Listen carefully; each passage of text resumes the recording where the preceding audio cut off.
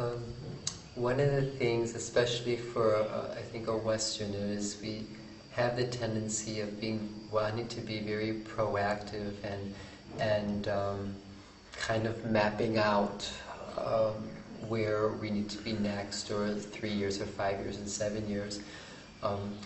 One of the things that's interesting I saw in my practice in the last few years is that I kind of let go of kind of the preparedness that's necessary and kind of went more with just the Thai organic, okay, this is here right now. And I'm now at a point to say it's important to be prepared and to have an idea of where one wants to go. But I also think that there's important to have an idea of where one wants to go, but it can't become a set, fixed type of line, like a fixed telephone line. One, again, to go back into the heart, one needs to know the direction that one needs to go into, but there has to be the flexibility.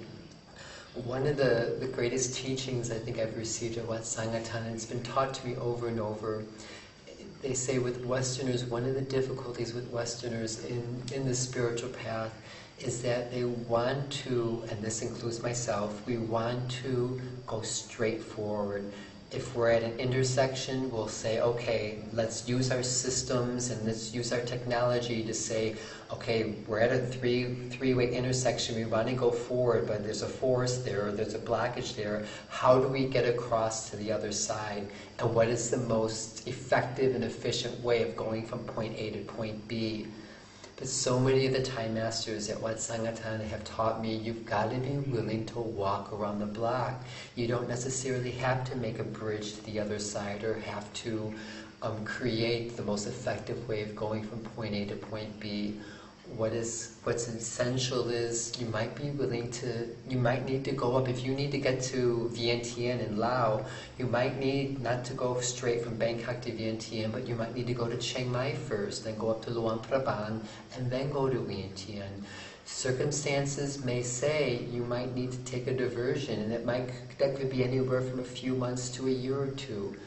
And so, going back to, okay, what's the next step for me? There's an idea of what I have. I want to be more in a monastic environment with more intimacy, not intimacy, but just being able to have more conversations, especially in the English language with English-speaking people. But where that ends up and where it goes, I'm not sure. There has to be some level of preparedness. But the teaching that I've gotten from so many masters is that you also have to be willing to be a bit diversionary too. And so I don't have, there's not like a set plan of what needs to be next. There's definitely an indication of what needs to happen. And I will have conversations with people, respected teachers that I have at Wat Sangatan and in other places, to then guide to that point. There's some type of middle ground between the Asian concept of going around the block and the Western directedness.